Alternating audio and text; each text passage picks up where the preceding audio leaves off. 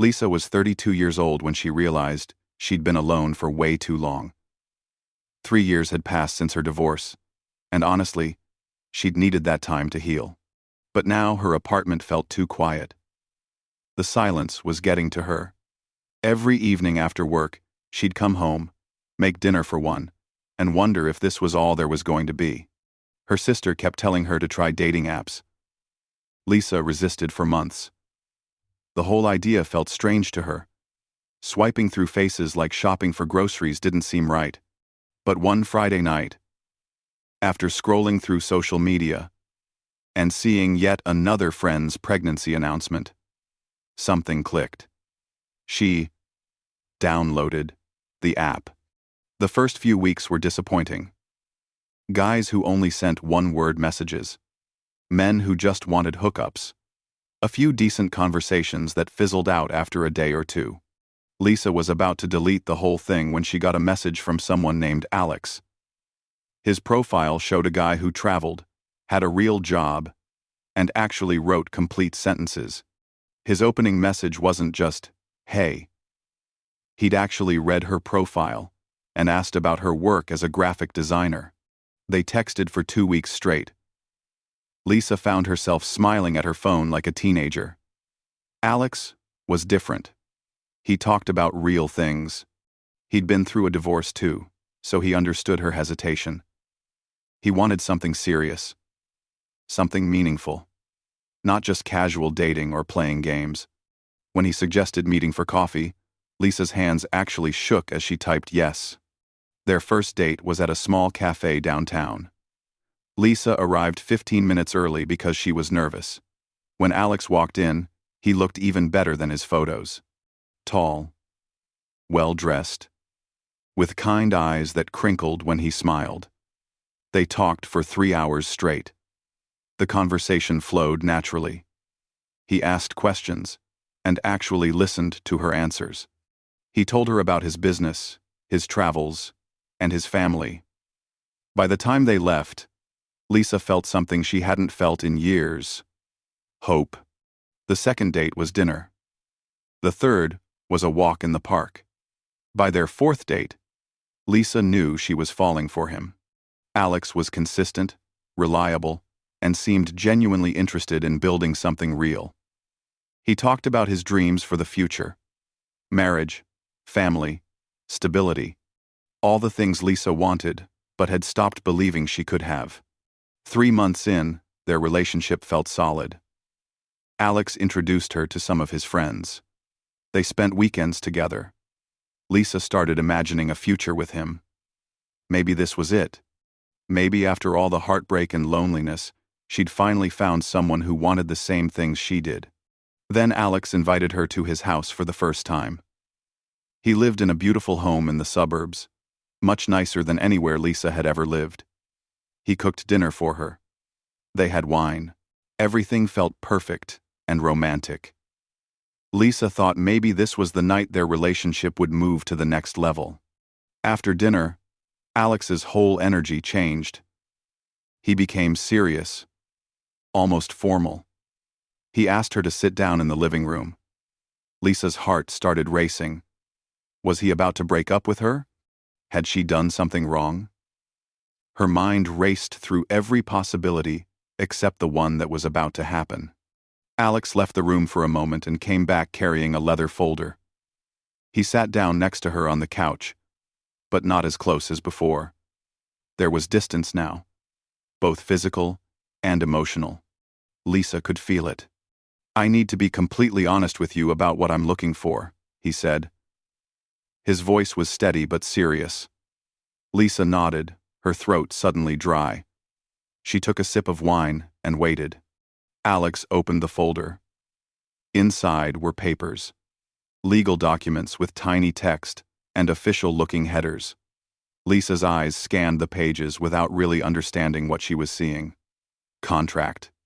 Agreement. Terms and conditions. Words that didn't make sense in the context of a relationship. "I care about you," Alex continued. "I really do. But I come from a family with certain expectations. My parents, my grandparents, they built something. And there are responsibilities that come with that. Lisa still wasn't following. She looked at him, confused, waiting for him to explain. That's when Alex told her about his proposal. Not a marriage proposal. Something else, entirely. Something that would change everything Lisa thought she knew about their relationship and what the future might hold. As he started explaining the details, Lisa felt the wine glass grow heavy in her hand. This wasn't what she'd expected. This wasn't what she'd signed up for. But she couldn't stop listening. Couldn't look away from those papers that seemed to glow in the lamplight like a promise or maybe a warning. Alex took a deep breath and started explaining. His family was wealthy. Very wealthy. And with that wealth came expectations about keeping the family line going. He wanted children. Biological heirs specifically. But he'd been hurt badly in his previous marriage. He didn't want to go through that kind of emotional mess again. What he was proposing was something different. Something practical. He called it a family planning agreement. Lisa would have his children, and in return, she'd be financially secure for life. He walked her through the papers, pointing out sections with his finger. There would be money, a house in her name, healthcare coverage, everything she'd need. The children would primarily live with him, but she'd have visitation rights and input on major decisions. It was all spelled out in legal terms that made Lisa's head spin. I know this sounds unusual, Alex said, watching her face carefully. But think about it practically. We get along well. We have chemistry. You've told me you want children but haven't found the right situation. This could be that situation. Just structured differently than traditional marriage. Lisa sat frozen. Her mind was racing but also completely blank at the same time. This man she'd been falling for, this man she'd imagined a future with, was basically proposing a business arrangement to have his babies. Not out of love, not out of building a life together, but as a transaction. How much time do I have to think about this? She heard herself ask. Her voice sounded far away, like it belonged to someone else. Take 2 weeks, Alex said. I know it's a lot to process, but I wanted to be upfront with you before we got any deeper. I respect you too much to lead you on about what I'm really looking for. Lisa drove home in a daze that night. She barely remembered the drive. When she got to her apartment, she sat in her car for 20 minutes, just staring at nothing. Finally, she went inside and called her best friend Rachel. He wants what? Like some kind of baby contract? Girl, run. Run fast and run far, Rachel said without hesitation. But Lisa couldn't stop thinking about it. She lay awake all night, her mind going in circles. The next few days were torture. Lisa went to work but couldn't focus. She'd start designing something and then zone out, thinking about Alex's proposal. On one hand, it was absolutely crazy. Who does something like this? On the other hand, a voice in her head kept whispering questions she didn't want to acknowledge. Wasn't she tired of bad dates and disappointments?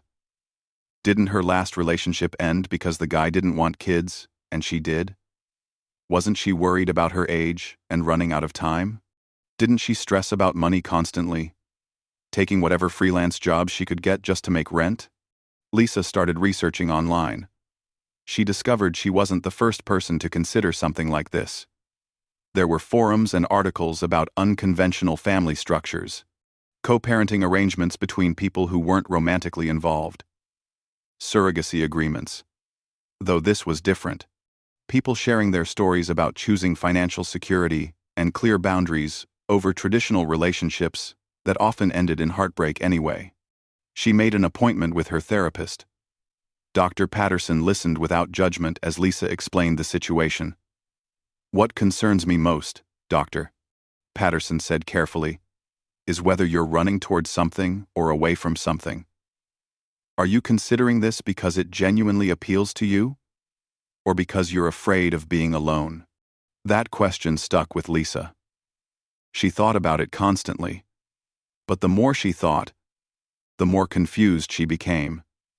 Maybe it was both. Maybe that was okay. Lisa looked at her bank account. She was one emergency away from being broke. She thought about her dream of opening her own design studio, something she'd wanted for years but could never afford to risk. She thought about her tiny apartment and how she'd always wanted a real home. She thought about being 32 and feeling her chances of having children slipping away with each passing year. A week into her decision period, Lisa did something she never thought she'd do. She called a family lawyer and asked hypothetical questions about such arrangements. The lawyer explained that while unusual, these agreements existed in gray areas of family law. They weren't exactly illegal, but they could be complicated. He could review any contract if she was seriously considering it. The second week was even harder than the first. Lisa made lists, pro and con columns that kept growing on both sides. Rachel called every day trying to talk her out of it. Her sister thought she was having a breakdown. But something inside Lisa was shifting. On the 13th day, Lisa met Alex for coffee. Just coffee, neutral territory, to talk. He didn't pressure her. He answered all her questions honestly. Would there be romance? Probably not, he said. This was about creating a family with clear expectations. Would she be a real parent? Yes, legally and practically. Just with defined boundaries. Could she walk away? Not easily once she signed, and certainly not without legal consequences. That night, Lisa sat at her kitchen table with a glass of wine and her phone in her hand. She thought about every path her life could take from this moment. The safe path was to walk away, to keep looking for traditional love, to hope it all worked out somehow. The other path was terrifying and unconventional, but it offered certainty in an uncertain world. Lisa picked up her phone and typed a message to Alex. Her thumb hovered over the send button for a full minute before she finally pressed it. Let's talk about the details. The meeting happened 3 days later at Alex's lawyer's office. Lisa brought the family attorney she'd consulted, a serious woman named Miss Kim, who made it clear she was there to protect Lisa's interests.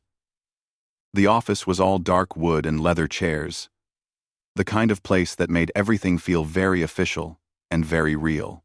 Alex was already there with his own lawyer, an older man in an expensive suit. They all shook hands like they were closing a business deal, which Lisa supposed they were. She felt numb as she sat down. Miss Kim had told her to stay calm, ask questions, and not sign anything until she was completely sure. The lawyers went through the contract page by page. The medical procedures would be through a fertility clinic. Everything documented and professional. Genetic screening, health checks.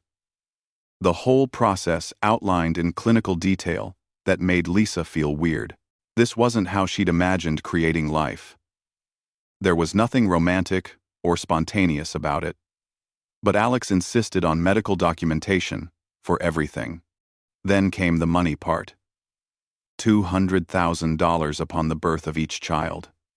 Lisa's breath caught in her throat. That was more money than she'd made in the last 5 years combined. Plus a house, already picked out and ready to be transferred to her name. Full medical coverage. A trust fund for any children born from the arrangement. But there were conditions. Alex would have primary custody.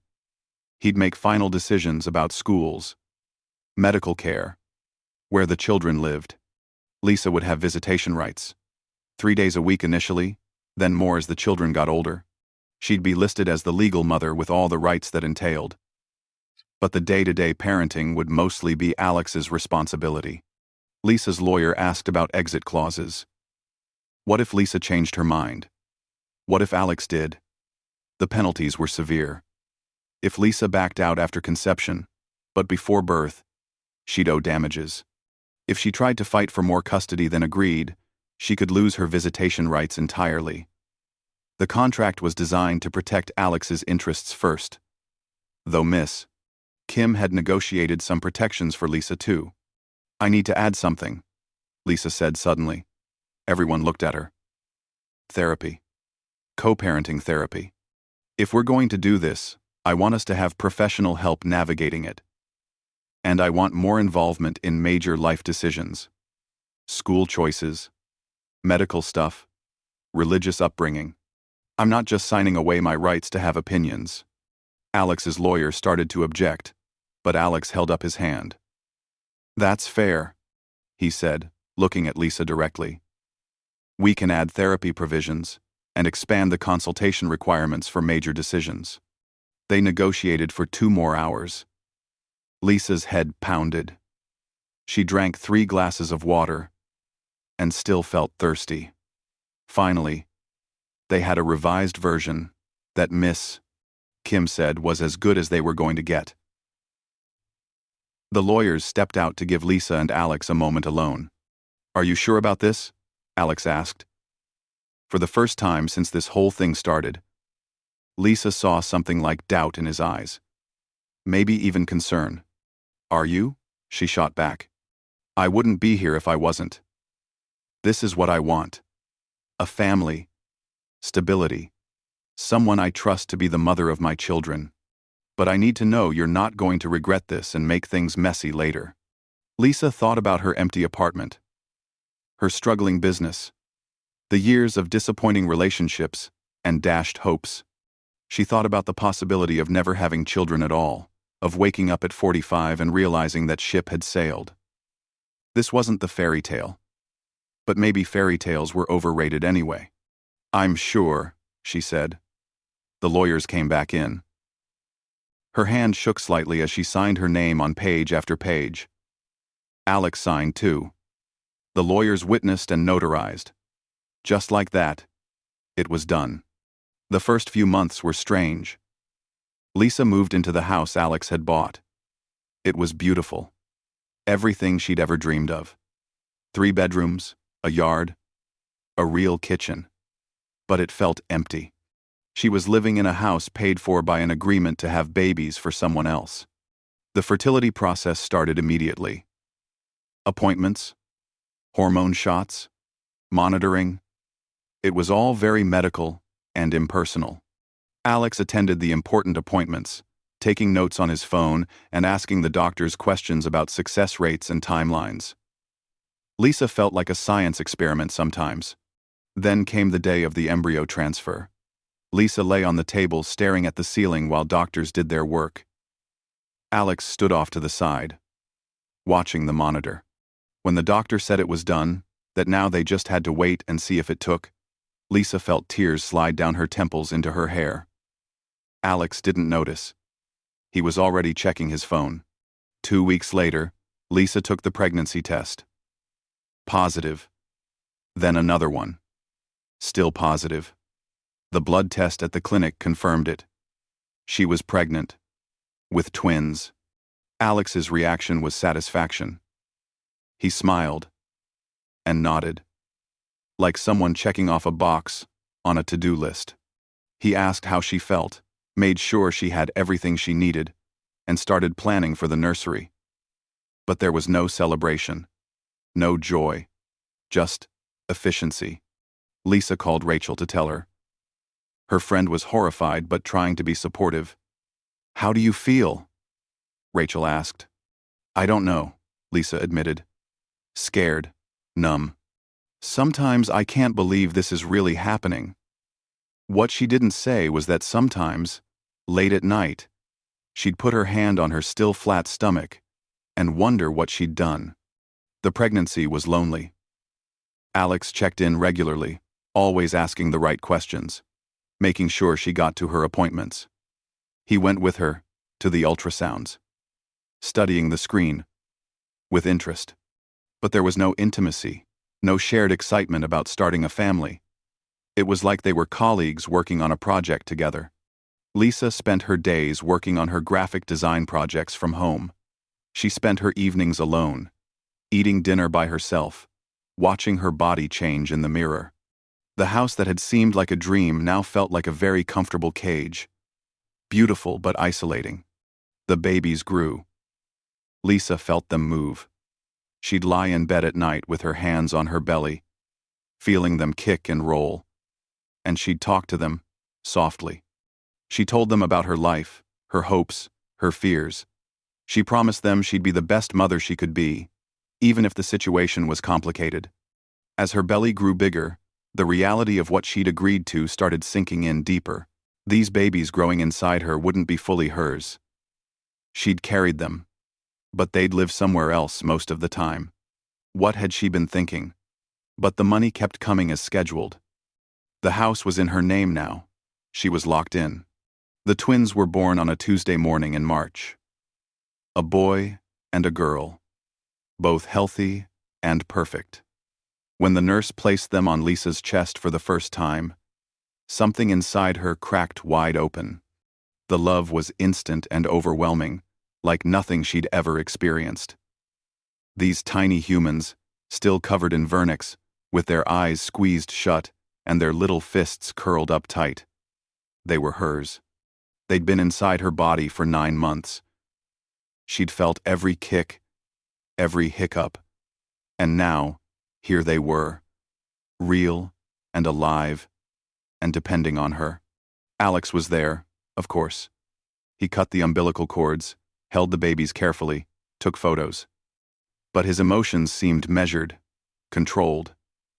He was pleased, satisfied even. But Lisa looked at her children and felt like her heart might explode from her chest. The difference between them was stark and terrifying. The first 3 days in the hospital were a blur. Lisa barely slept. She held the babies constantly, nursed them, changed them, stared at their faces like she was trying to memorize every detail. Alex visited twice a day, bringing flowers and practical items Lisa needed.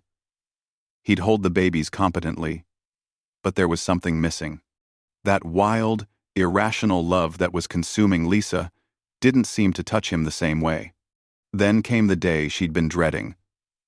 Discharge day. Lisa dressed the twins in the little outfits Alex had brought. She bundled them into their car seats, her hands shaking. A nurse wheeled her out while Alex carried the babies. He'd hired a baby nurse, a professional woman named Rita, who would help with the night feedings and daily care at his house. "You'll come by tomorrow, right?"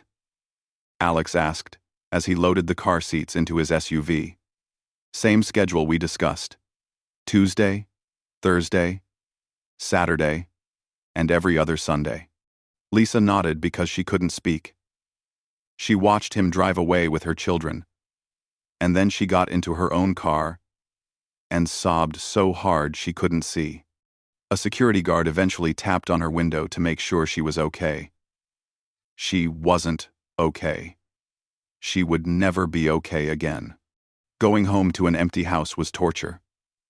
Lisa's body still felt pregnant. Her breasts were full of milk. Her arms ached to hold her babies. The nursery she'd set up in one bedroom stood empty, waiting for visits. She lay in bed that first night and listened to the silence and wondered how she'd ever thought this arrangement would work. The visiting schedule was worse than she'd imagined. Tuesday came, and Lisa drove to Alex's house with her heart pounding. Rita answered the door and brought her to the nursery. The babies were there, sleeping peacefully in their cribs.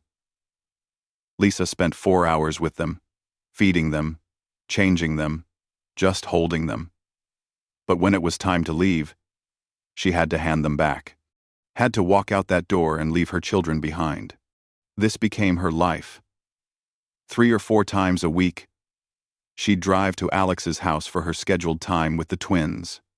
Alex had named them without much input from her: Owen and Lily. Good names, normal names, but it stung that she hadn't been part of that conversation. Rita was kind, but professional. The babies were well cared for. Alex was a decent father in his efficient way. But none of that made it easier for Lisa to leave them every single time. The worst part was the role confusion. When the babies cried, Rita soothed them. When they woke in the night, Rita was there. Alex was there. Lisa was the visitor, the special guest who came a few times a week. She wasn't the one living through the everyday moments. She missed the first time. Owen smiled. She wasn't there when Lily rolled over for the first time. These milestones happened on days when she wasn't scheduled to visit. Alex would text her updates and photos, but it wasn't the same. Lisa would sit in her beautiful house, the house she'd been given for doing this, and she'd cry while looking at photos of her own children on her phone. The money had arrived on schedule after the birth. Her bank account had more zeros than ever before. She could afford anything she wanted, except the one thing that mattered.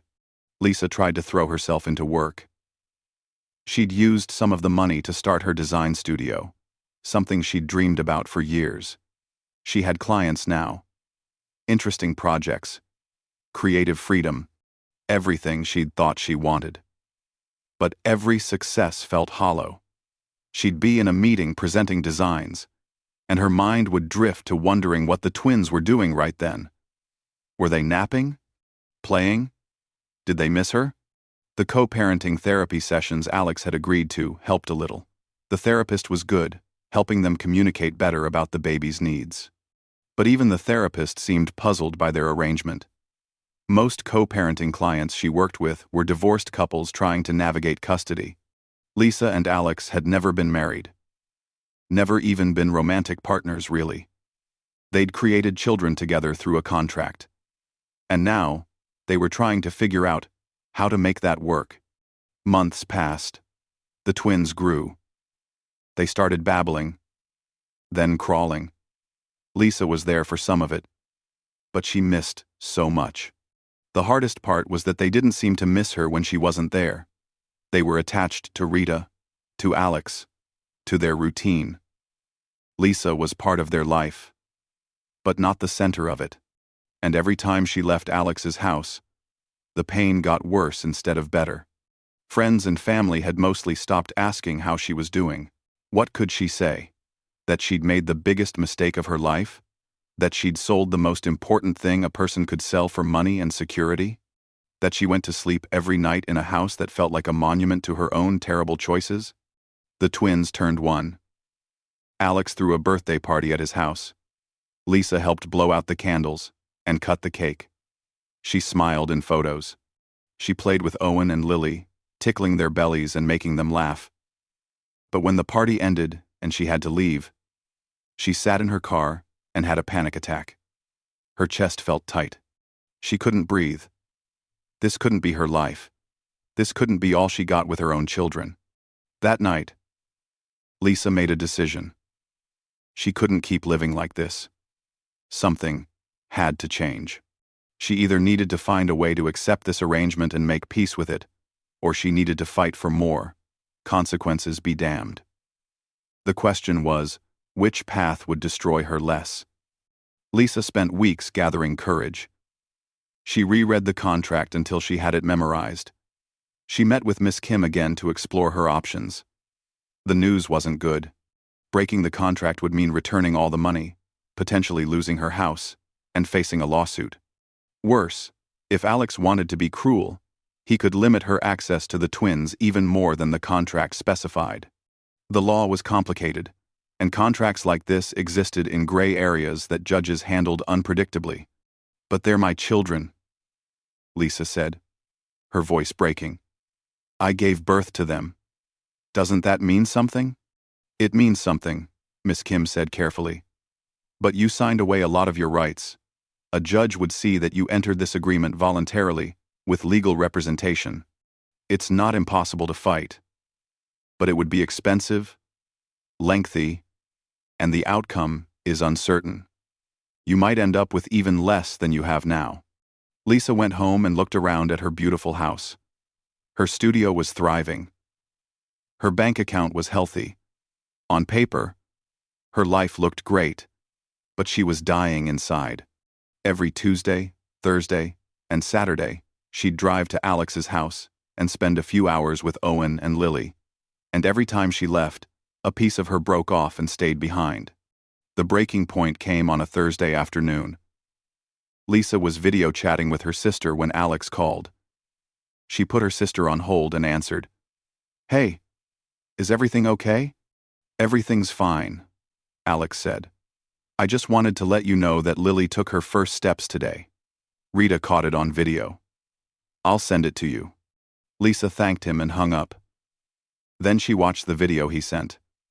Her daughter, her baby girl, taking wobbly steps across Alex's living room, while Rita cheered and Alex clapped in the background. It was beautiful. It was a moment every parent dreams of witnessing. And Lisa had missed it because it wasn't her day. Something inside her snapped. She got in her car and drove to Alex's house without calling first. Rita looked surprised when she answered the door. "Lisa, today's not your scheduled day. Is everything all right?" "I need to talk to Alex," Lisa said. Her voice sounded strange to her own ears, flat and determined. Rita let her in and went to get Alex.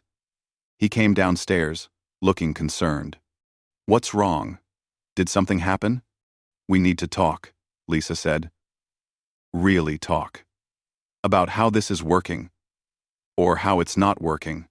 They sat in his living room while Rita took the twins upstairs for their nap. Lisa had rehearsed what she wanted to say, but now that the moment was here, the words came out raw and unpolished. "I can't do this anymore. Not like this. I know what I signed. I know what I agreed to. But I didn't understand what it would feel like to carry babies for 9 months and then only see them a few hours a week. I didn't know I would miss every important moment. I didn't know it would hurt this much." Alex listened quietly. When she finished, he was silent for a long time. Finally, he spoke. "What are you asking for?" "More time. Real involvement.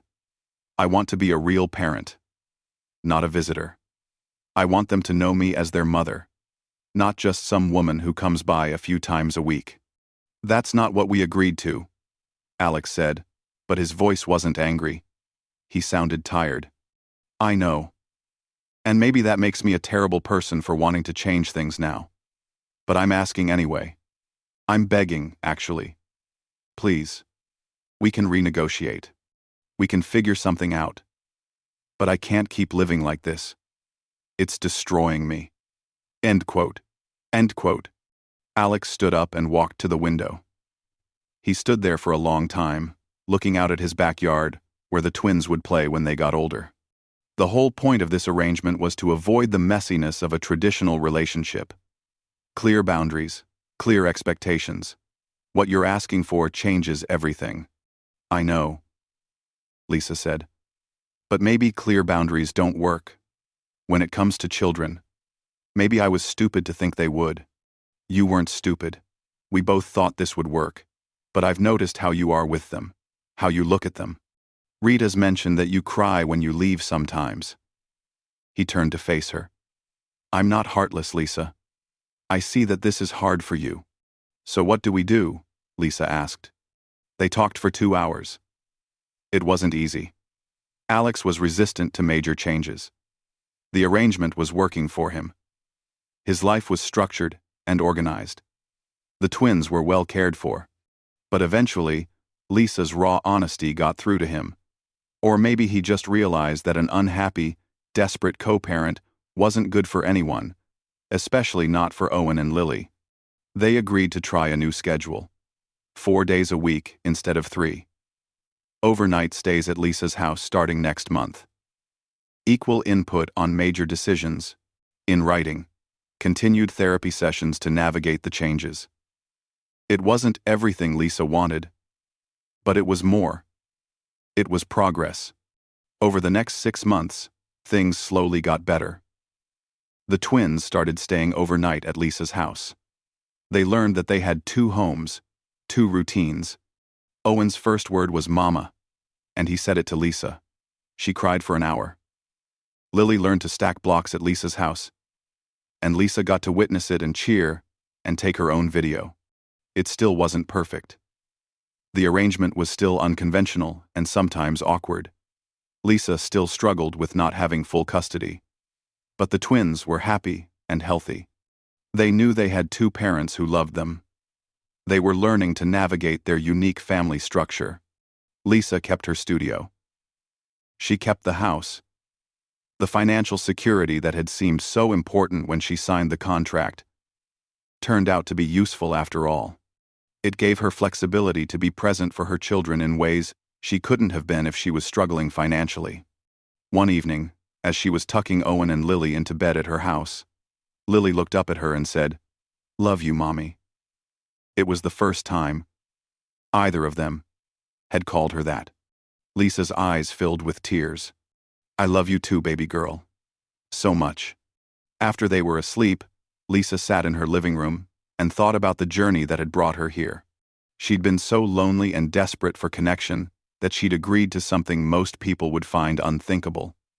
She'd traded traditional love and family for security and structure. It had nearly broken her. But somehow, they'd found a way to make it work. Not the way she'd imagined. Not the way it was supposed to be. But in their own strange way, they'd become a family. Not a conventional one, but a real one nonetheless. Lisa couldn't say she had no regrets. There would always be moments she'd missed, milestones that had happened without her. The twins would grow up with questions about why their family was different. There would be hard conversations ahead.